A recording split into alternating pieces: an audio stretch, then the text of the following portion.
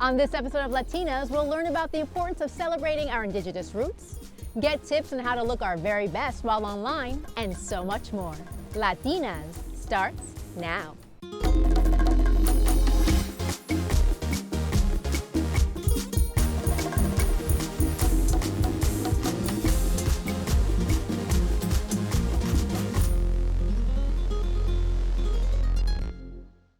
Happy New Year and welcome to Latinas, the show that's all about nuestras mujeres in the Latinx community. I'm Tina Beth Pina. Indigenous culture is an integral part of what it means to be Latina.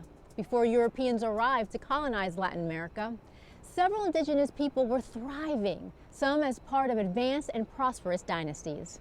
Now in Mexico alone, there are currently over 60 different indigenous peoples, and activist Julieta Mendez shares with us her story growing up as an indigenous Latina in South Central Los Angeles.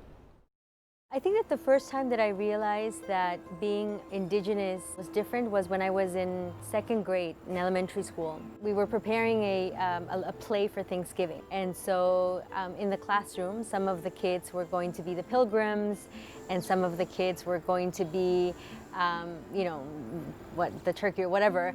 And we needed, the Native Americans. And so back in the day, we still refer to us as Indians, right? And so my teacher told me, she's like, okay, you're gonna be one of the Indians. I went home, from school that day and I was really excited because it was like my very first play, and I said to my parents, guess what, I'm gonna be in this Thanksgiving play and I get to be the Indian girl. And my dad, got very serious in that moment. He said, well, he's like, it's not just a play. He's like, you are an Indian girl. He's like, we are, indios, which is the word that was used back in the day that, is very pejorative. Now we say indigenous, which I think is much better, or Native American. And it was in that moment when I realized that there was something different about me, that I wasn't just another Latina kid, but that I was an indigenous girl. And that's when, the curiosity sparked in wanting to know more about what that meant. Padios, Elia Julieta Mendez. Hello, my name is Julieta Mendez. My origins are in Oaxaca. I am a native Zapotec indigenous woman that was born and raised in Los Angeles, California, but now I've been living in New York City for 10 years. The Zapotecs are one of the largest indigenous groups in the state of Oaxaca, which is in southern Mexico. Our native language is the Zapotec, of which there are many variations. Our original name in our language is the Beneshon, which means people from the clouds. And Zapotec is a Nahuatl word that was given to us by the Aztecs and then after that by the Spaniards as well.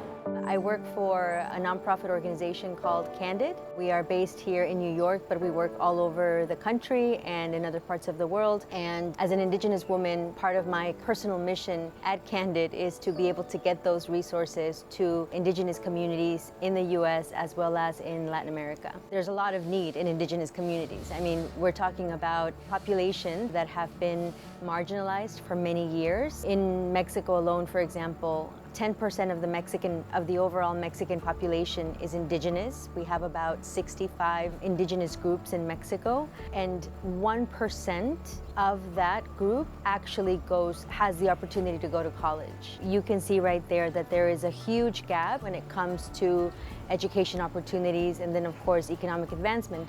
It's part of the reason why a lot of these groups end up migrating. So if we can provide the resources that they need to be able to succeed in their hometown, then I think everyone deserves that opportunity, right? Nobody should have to leave their country out of necessity.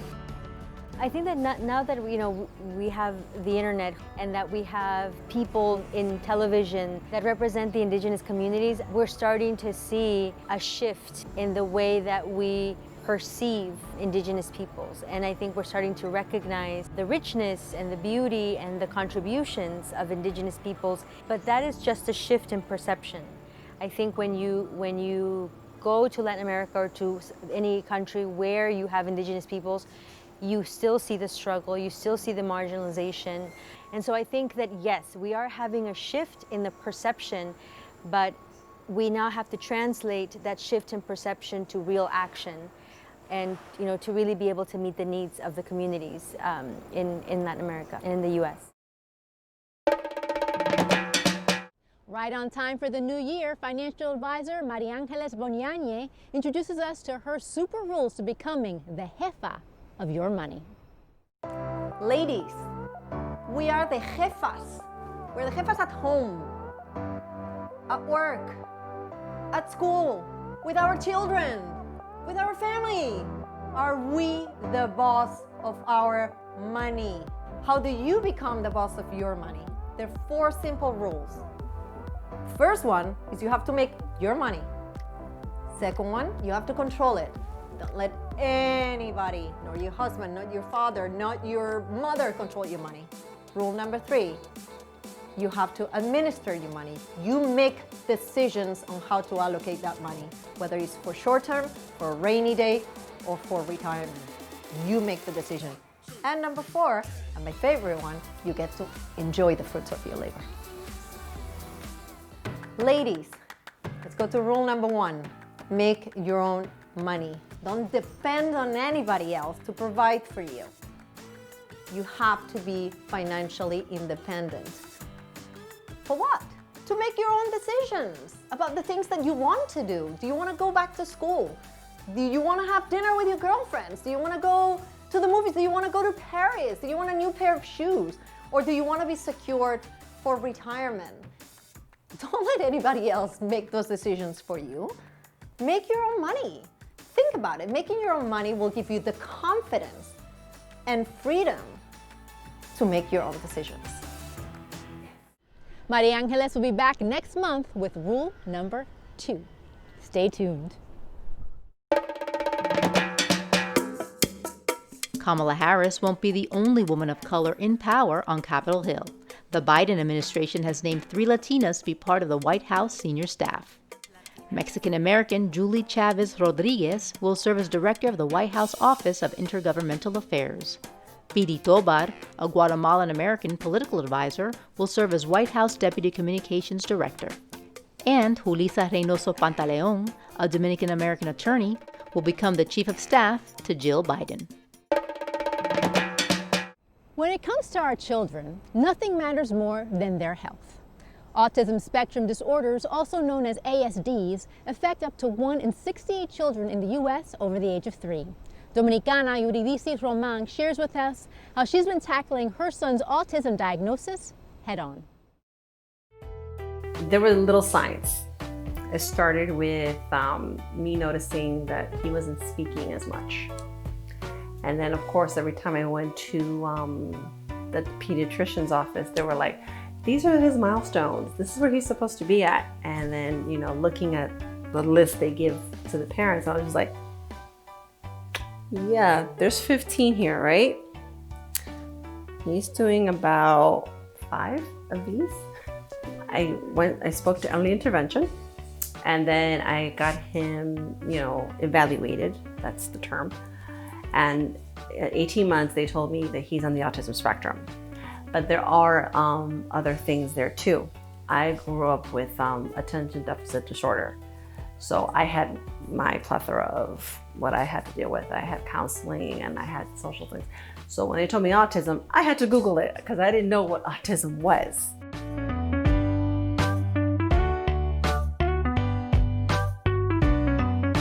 A lot of people that I've spoken to, not myself personally, have gone through the why me.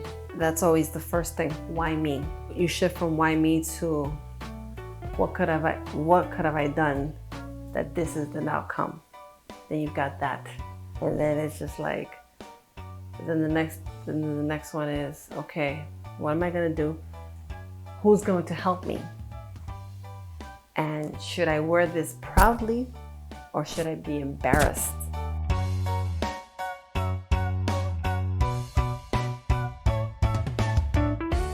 Hi, camera. Big hug. You my big mud. Yes, I'm your big mother. From explaining to his father what autism is, to his father denying that his son had anything wrong with him. At this juncture, 10 years later, His father and I are like, I accept it, I go with it, I get him the therapies, I got him speech therapy, occupational, and I also got him counseling because sometimes he has meltdowns, and especially in public. That's another thing. I had to educate myself. I had to deal with the emotions. I have to deal with frustration sometimes of not being understood and finding not compassionate people.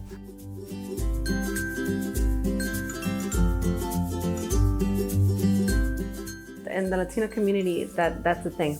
You have two different outlooks, and it's hard either way. And I find myself like I'm in the middle.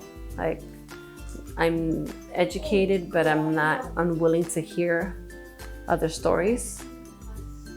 And also there is a part of it that I have to be a little reserved to myself about certain things. And I have to see what people are gonna come up with so I can respond. And that's hard, especially, because autism is something that is in the DSM-5, the Diagnostic Statistical Manual, in English. So explain that in Spanish and then try to humanize it. If I pass on and he's not 21 yet, education-wise, what's gonna happen?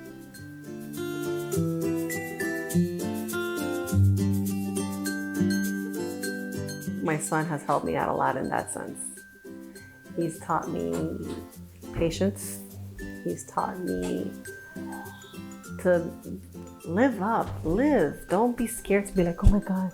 No, leave un poco, loosen up. So for the future, like I said, very simple. I just want him to be independent, stay out of jail, stay away from problems, and live the best life that he can without anybody getting hurt or without any, fear of anything else.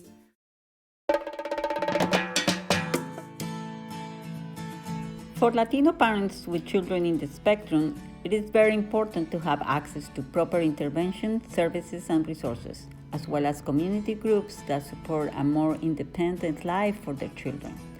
These are some of the organizations that offer support in English and in Spanish.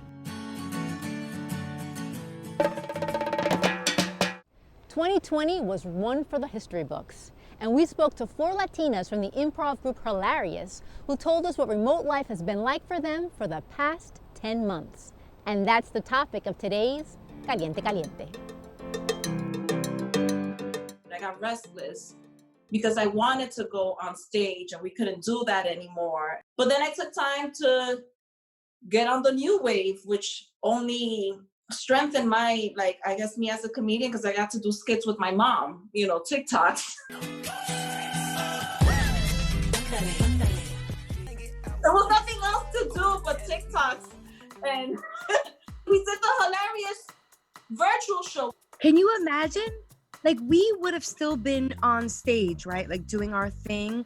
But look at the skill set that we've acquired. I'm so appreciative, coming from that angle. We got together, collectively taught ourselves how to do it. And now we've got something so special that's digital.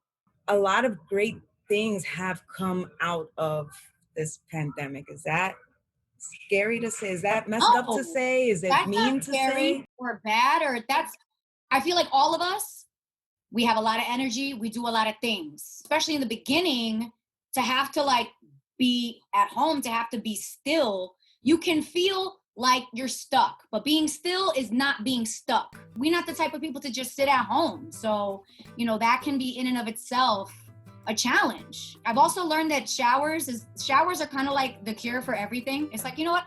I'm feeling sad. I'm just gonna take a shower and wash it all away. It's true. No, you're not lying. You're supposed to actually think that it's washing off all that heaviness and all that stuff. The showers is the best thing. Latinas are able to modulate no other race, ethnicity can, because we flip those switches with everything in our lives. We go from corporate to home life, where we speak Spanish and we use curse words and stuff. We modulate, there are moments during the day where I'm nothing but a mom, but I can easily flip that switch and get on a Zoom with you ladies and start, talking that crazy stuff. that was the pandemic life. Zoom meeting after Zoom meeting. But one of many things that sucks about doing Zooms is that, yeah, you can't talk when someone else is talking. And you know, when we're in the same room, we're all like talking a million miles a minute. And when somebody gets an idea, okay, I got an idea. You can't do that on Zoom. So it's like you gotta wait. And by the time you think about it, I was gonna say 4 things. I don't forgot it already. Maybe on the bright side, people are learning to listen. What? I didn't hear you. What is Say that? it again? I don't know how to listen. That's another thing that I've had to learn during this pandemic is how to talk to myself in the mirror and say like, okay, bitch, you need to calm down. Okay. First of all, breathe. Okay. Sit down. Sit down. Then And you breathe. gotta play that song in the background, you know, look in the mirror, say, bitch, I'm the best. The beautiful thing about us is that we're freaking chameleons. Like, we will figure the ish out. We adapt. No matter what, we adapt. And when the body is under stress, this is what I tell my clients. Your body, we want to take, as humans, the path of least resistance. We get stronger when our bodies and our minds, también, are under stress. Yeah. Some resistance to push through. That's how we get stronger. So through this process, in some, we've all gotten better and stronger in some way, shape, or form because we've had no choice. We've had no choice but to. The fact that we've had to learn to adapt, it has really helped us. I know I can speak for the 4 of us in this room right now, that it's helped us become better women, better mothers, better friends, better at our craft, learning new crafts. Maybe we all needed a little like recalibration, you know? The pandemic was something good, bad for some, good for others, very much needed for all of us because we needed that time to just like we needed to have several seats. Yo, Several seats. Several seats. Several seats, time with ourselves, a timeout. Do you wish you looked better online during that Zoom or Skype meeting? Emmy Award-winning makeup artist and online video coach Sue Perez is going to give us mujeres a few pointers to help us make our online video appearances the very best they can be. We're doing conference calls, international conference calls. We're doing education. There's never been such a, increase in online learning than there is right now. So I think every single person should be aware of how they look online, how they sound. I don't think we've ever been in this place like we are right now, and it's not going to change. It's only going to stay this way going forward. I would say the number one thing that I see women not doing is wearing enough makeup. They just vanish on camera. And it's almost like you can go a little bit heavier now. Your skin tone is gonna look more washed out. I see more tech issues, women that don't understand the value of using a background or using really good lighting or ring light. I think makeup wise, just wearing enough makeup, even using fake eyelashes, they don't have to be dramatic looking. I have small wispies on right now. I'm not wearing a full band of fake lashes, but it does make an enhancement that I think a lot of Latina women just miss doing. I think that when women put on makeup, they put on maybe powder. They don't even think in terms of foundation. And there's a lot of people that are concerned about under the eye area, right? So that's a big deal. And if we look puffy, how do we conceal that? So I think understanding what your skin tone is and going a shade lighter underneath the eyes. I sometimes even use just different colors of base, and I customize my foundation to my skin, because if you're light skinned and you want to look a little bit more tanned, the beauty is you can tweak your makeup on camera and look a little bit more golden. And if you're very dark, you can add a little highlighter and kind of create more highlights and some more contour angles on your face for on camera. But under the eye area, it should look matte, it should look kind of even and not too much powder. If I could choose one thing that I think could be a universal thing for all women, regardless of your age, would be the lips. Don't go so dark. I think don't go too dark. What I mean is if you're wearing makeup, or maybe you don't like to wear makeup and you think your lips are the most important thing, don't wear that bold red lipstick or really super dark burgundy lipstick. I think you should think in terms of what looks like more natural on camera, but use your lip pencil to define your lip line, and also go light on lip gloss. Hair is so personal because everybody has their preference of what they like. I think it should be up to you, but the number one thing is you just want to see your eyes. Because right now we're connecting online and we're looking into a camera lens. We don't have the benefit of looking into somebody's eyes right now. So I would just say, make sure that your hair is pulled away from your eyes and we can see your eyes. It's so important, especially now during COVID and we have masks on when we're in person. We're missing out on seeing all the verbal cues that people give us. So just let's see your eyes. For more online tips from Sue Perez, check out dynamicvideocoach.com.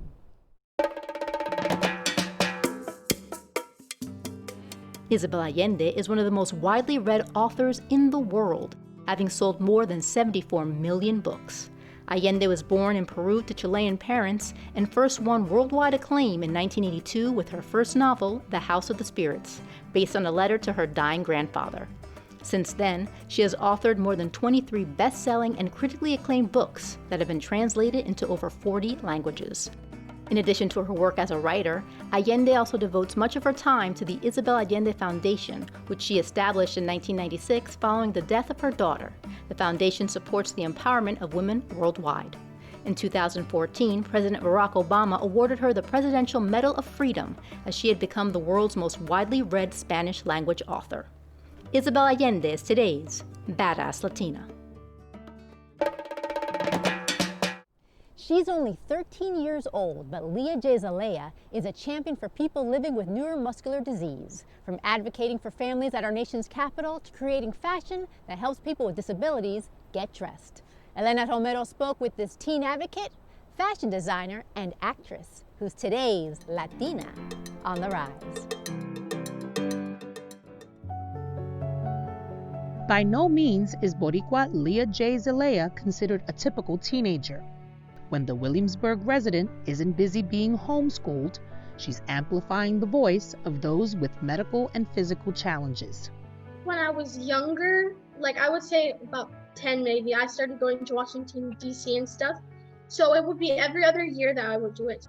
Diagnosed with a neuromuscular disease called scapuloperoneal spinal muscular atrophy, Lea has never let her disability prevent her from following her dreams.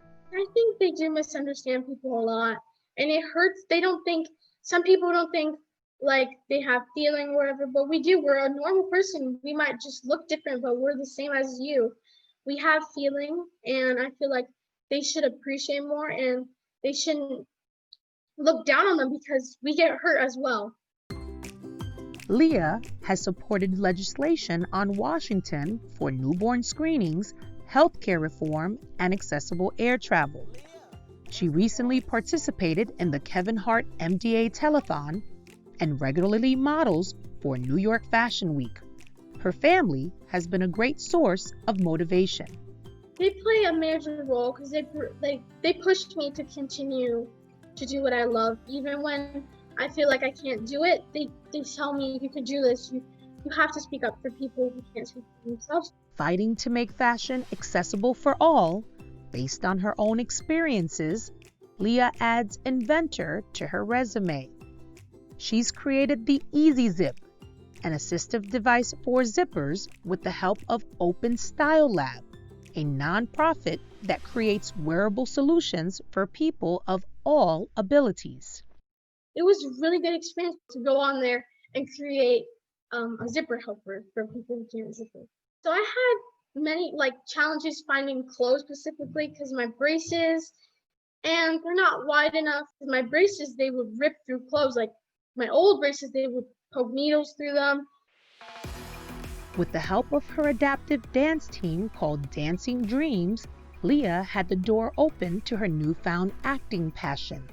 She makes her debut in the upcoming film Marry Me, starring Jennifer Lopez, Maluma, and Owen Wilson. It was actually unexpected. It happened through my dance teacher, Mrs. Joanne, and it was through Nick, who is the founder of the Easter Seals Disability Film Challenge.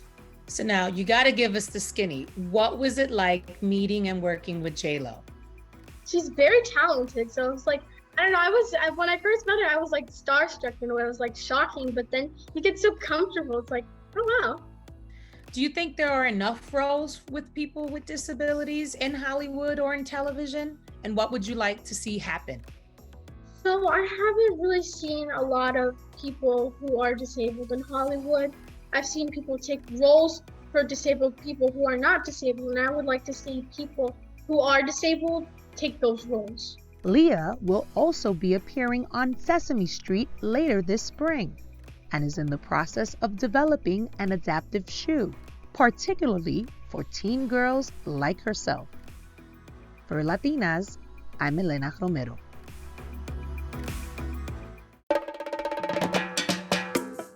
And that's our show for today. For more information on what you just saw, check out our website at tv.cuny.edu and follow our social media profiles because we love sharing our Latino stories with you. And please make sure you tune in next month where we'll meet Sara La Morena, who's been taking the music industry by storm. ¡Uepa! Hasta la próxima. Bye-bye.